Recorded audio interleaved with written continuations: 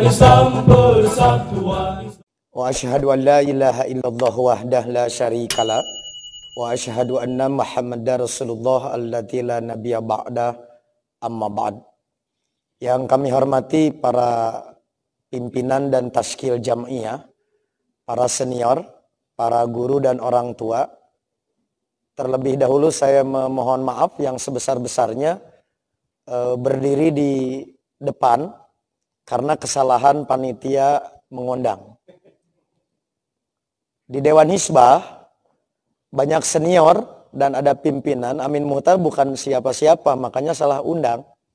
Harusnya ada guru, ada pimpinan. Ini kesalahan panitia nomor 1. Berarti hutangnya lunas. Yang kedua, tentu tidak akan banyak mengulas apa yang telah tadi disampaikan. Merujuk kepada pengajaran yang selama ini kami terima di Jam'iyah Persis, bahwa Persis didirikan bukan karena kepentingan pribadi para pendiri, tetapi hasil penghayatan atas tuntutan syar'i. Karena Persis lahir atas tuntutan syar'i, tidak berlebihan sekiranya sinyalemen Nabi dipakai sebagai roadmap untuk mengawal derap langkah denyut nadi perjalanan Persis ke depan. Nah, paling tidak merujuk kepada hadis Nabi tentang fase kehidupan umat manusia. Maka berdasarkan sinyalemen Nabi ini, Persis itu didirikan 1923 itu pada fase yang disebut dengan Mulkan Azan, yaitu fase Raja Menggigit. 1 tahun sebelum Turki Utsmani runtuh, 1924. Tahun 2023 berarti Persis akan masuk usia 1 abad, maka posisi Persis berada pada masa transisi, yaitu fase transisi dari era Mulkan Jabriyatan untuk menuju khilafah ala manhaji nubuwah. Maka di era khilafah ala manhaji nubuwah itulah Persis akan berusia 200 tahun. Maka inilah yang saya sebut roadmap. Karena Persis didirikan atas tuntutan syar'i, maka sinyalemen Nabi alangkah pantas dipakai sebagai roadmap untuk mengawal bagaimana Persis ke depan. Jadi yang pertama, Persis lahir di fase terakhir Mulkan Azan, masuk di 1 abad itu di masa Mulkan Jabriyatan. Nabi memberikan karakteristik masyarakat global yang akan dihadapi oleh siapapun tak terkecuali oleh Persis, yang nanti akan menuntut Persis memiliki leadership manajerial yang visioner, memiliki kekuatan tim dan organisasi. Karena kita yakin apa yang Nabi nyatakan itu pasti benar. Di antara karakteristik yang akan dihadapi oleh Persis di usia 1 abad, sebelum nanti melampaui masuk di abad-abad berikutnya, maka yang pertama Nabi menyebutkan karakteristik masyarakat Mulkan Jabriyatan yang akan dihadapi oleh Persis, yaitu aktsarul umam lakinnahum gutsaun, yaitu akan menghadapi, mohon maaf tolong dikoreksi Dewan Tafkir, Saya menerjemahkan kalau boleh, Bah, yaitu Nabi memberikan gambaran secara sosiologis demografis bahwa umat yang akan dihadapi oleh Persis dalam roadmap Nabi, yaitu umat Islam akan menjadi umat mayoritas secara kuantitatif, tapi minus secara kualitatif. Nah, kalau boleh saya terjemahkan, pentingnya membicarakan bonus demografi dalam konteks ini. Saya ambil contoh. Kalau sekarang kita diberi gambaran oleh Nabi bahwa nanti 2023 umat manusia, umat Islam itu mayoritas, tapi kualitasnya ngedrop. Karena umat Islam mengalami penyakit yang akut stadium 4 yang tidak ada RSUD-nya. Oke, di antaranya apa? Pada masa itu akan terjadi prostitusi intelektual. Terjadi pelacuran akidah. Jadi bahasa Nabi itu yabi'u dinahu bi'arodid dunia. Maka agama akan menjadi murah. Jadi idealisme dibarter gitu. Jumlahnya mayoritas. Nah, mari kita terjemahkan kalau boleh dalam konteks bonus demografi. Yang saya pahami, bonus demografi itu jadi bonus kalau kita tidak salah mengelola. Ketika usia produktif 15 sampai 64 akan menjadi 70%. Berarti akan menanggung yang 30% di bawah usia 15, di atas 64, 65 kaluhur. Maka potensinya menjadi besar sekiranya dikelola dengan benar. Tetapi sebaliknya, apabila potensi ini tidak kita kelola dengan baik akan menimbulkan masalah baru. Sambil contoh di Jamiah. Tiap tahun Jamiah itu surplus potensi sumber daya manusia paling tidak, tolong dikoreksi, per tahun Persis itu punya potensi kader 5.000 santri alumni. Per tahun seluruh Indonesia. Berarti secara kuantitatif andai kata satu periode menghadapi aksarul umam, minimal ketika tidak bisa menggenapkan, tidak menambah keganjilan yang ada umat Persis. Karena yang tadi 5.000 lulusan pesantren itu menjadi subsidi SDM yang bagi saya akan signifikan. Itu 1 tahun. Sekarang 5 tahun satu periode kepemimpinan 25.000. Batur orang lain ingin punya SDM cari-cari. Kita sudah ada lumbungnya. Tapi bagaimana mengkapitalisasi? Yang bahasa Abah itu bukan sekedar output tapi harus jadi outcome. Sesuai dengan kebutuhan Jamiah.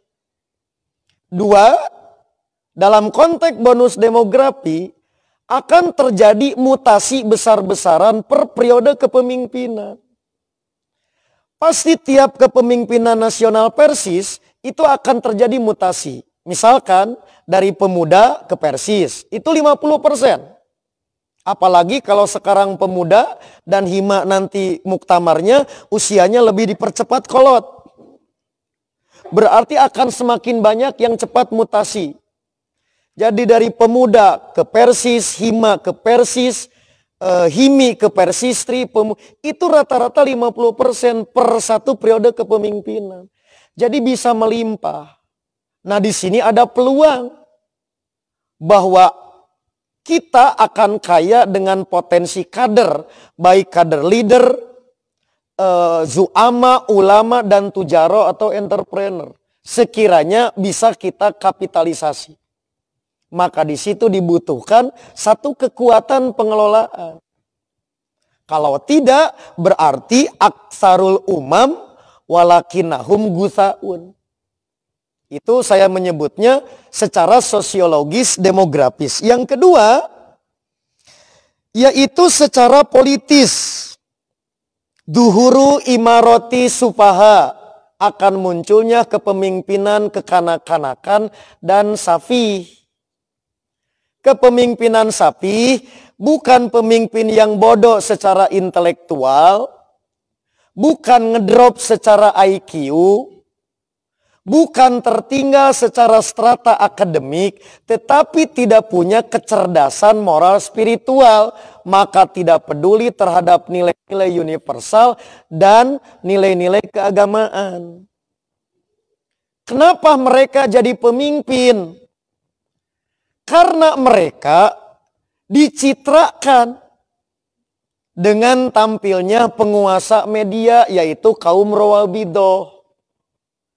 Jadi media akan dikuasai oleh kaum Rawabidah. Maka dia bukan karena prestasi jadi pemimpinnya, tapi karena pencitraan. Sehingga orang yang pahlawan dianggap jadi pecundang. Orang yang jujur kemudian dianggap menjadi khianat. Itu karena kepiawaian kaum Rawabidah. Maka awam dibentuk opininya. Kalau masyarakat tidak tertipu akan muncul surotuh. Surotuh itu algojo atau ajudan. Ini sinyalemen Nabi. Bukan analisa geopolitik. Sementara kita yakin apa yang dinyatakan oleh Nabi pasti terjadi. Dan itu suka atau tidak suka persis akan berada di sana. Jadi ini secara politis. Yaitu imaratus supaha, adanya duhuru syurotuh, kemudian adanya kaum ruwaibidoh, yaitu menguasai arus informasi dan jalur komunikasi media. Yang terakhir, yaitu akan munculnya khobisul kasbi, yaitu masyarakat secara ekonomis, orang tidak memperdulikan dari mana dia mendapatkan. Masyarakat zaman nanti Persis 1 abad, masyarakat pertumbuhan ekonominya bertumpu pada kapitalisme dan berbasis riba. Dalam hadis Bukhari dinyatakan ya'ti ala nasi zamanun, akan datang kepada manusia satu masa layu balil mar'u mimma akhoda. Orang sudah tidak peduli dari mana dia mengambil, maka itulah yang akan kita hadapi. Oke, jadi inilah sekali lagi saya menyebut roadmap. Di depan mata kita akan menghadapi karakteristik masyarakat yang demikian. Maka harus bagaimana? Nabi selalu mengingatkan kepada kita. Mohon maaf yang sebesar-besarnya, ini pandangan personal bah ya. Tidak pandangan institusi Dewan Hizbahnya. Tetapi pandangan Amin Muhtar. Berdasarkan sinyalemen Nabi, maka keadaan demikian bisa dihadapi oleh Persis. Sebab ideologinya cuma 3. 1, melawan arus. 2, bermain arus. 3, nyebrang arus. Karena enggak mungkin keempat terbawa arus. Mohon maaf yang sebesar-besarnya hasil pembacaan saya, 3 ideologi ini pernah dimainkan. Pernah melawan arus, pernah bermain di arus. Ustadz Abdurrahman mengambil menyeberang arus. Karena terlalu kuat arusnya. Juga kita mulai kekurangan kader yang piawai. Maka menyelamatkan mentas arus itu masih mungkin selama ada soliditas dan perahunya kokoh. Sekiranya kita hari ini menghadapi sinyalemen Nabi 2023, jalan terakhir nyebrang pun ragu. Sekiranya perahunya tidak kokoh, para penumpang antara ABK dan nakodanya tidak solid. Maka harus ada skoci-skoci baru. Jangan sampai ada Persis Perjuangan. Ini di antara catatan-catatan penting. Oke, akhirnya ini pandangan saya pribadi. Maka menghadapi situasi demikian, suka atau tidak suka, ini realitas yang akan dihadapi oleh Persis, juga oleh ormas dakwah yang lain. Satu, diharuskan adanya leadership manajerial profesional. Sudah tidak bisa ditawar, bah. Kalau masih banyak menggunakan toleransi di dalam sistem manajemen, saya kira jangankan menghadapi Ruwabidoh, menghadapi kemarin saja Lonte, repot. Itu contoh belum Ruwabidoh padahal. Itu mungkin ecek-eceknya. Kita belepotan harus bagaimana. Ente dilawan, diomongen, dilawan kalakah itu nu naik rating. Kan gitu. Ini contoh. Jadi syarat mutlak Persis untuk ke depan, leadership manajerial harus tangguh. Kemudian punya kepemimpinan yang visioner. Jadi sudah bisa nebak arah ini. Sehingga tidak akan menunggu sifatnya kejadian, tapi proaktif, bukan reaktif. Karena Nabi sudah memberikan paling tidak kisi-kisinya. Kemudian punya semangat melakukan pembaruan. Tadi saya pasti akan selalu sepakat dengan senior saya di pemuda. Kita tidak akan pernah melakukan perubahan di aspek sawabit. Tetapi harus dilakukan perubahan memang di mutagoyirot, di variabelnya. Apa? Dinamisasi. Menyangkut masalah paradigma, kemudian format dan gerakan dakwah, serta peta dakwahnya.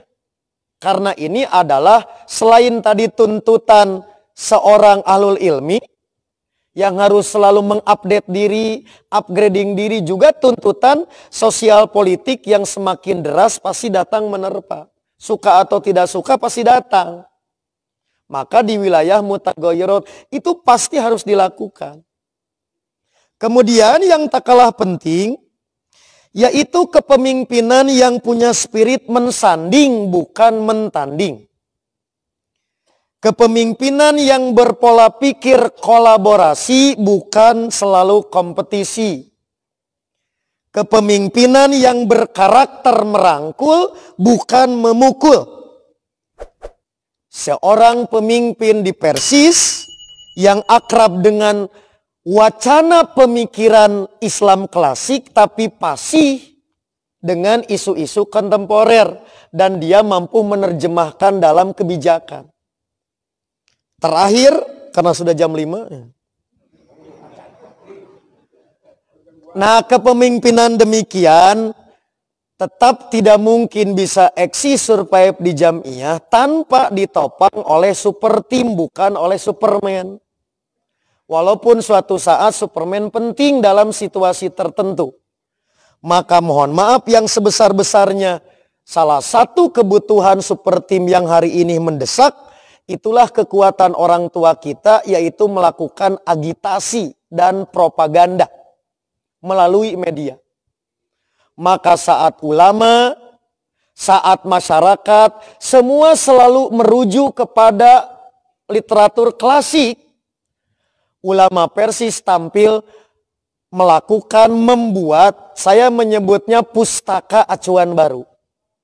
Jadi orang sedang balik lagi ke Timur Tengah, ke Barat, Persis membuat pustaka baru acuan.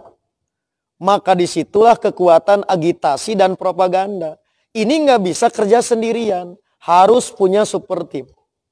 Maka insya Allah di abad keduanya, 2123, maka masa khilafah alaman haji nubuah, itu pasti Kadar Persis yang mendirikan, dan saya yakin tidak akan pernah sukses mendirikan khilafah kalau bukan di Palestina karena tidak ada garansi. Maka Persis tidak akan semangat mendirikan khilafah di Indonesia, tapi menciptakan kader pengawal tegaknya khilafah di Palestina. Itulah janji Nabi. Maka disitulah masa gilang gemilang sekiranya belum kiamat. Begitulah kira-kira cuplikan sederhana dari Junior yang mudah-mudahan tidak banyak yang bisa disampaikan, dan saya mohon maaf sebesar-besarnya kepada para asatid, para pimpinan senior saya di Jamiah atas hal-hal yang tidak berkenan. Demikian yang bisa disampaikan. Aqulu qouli hadza wa astaghfirullah li wa lakum. Persatuan Islam, persatuan Islam.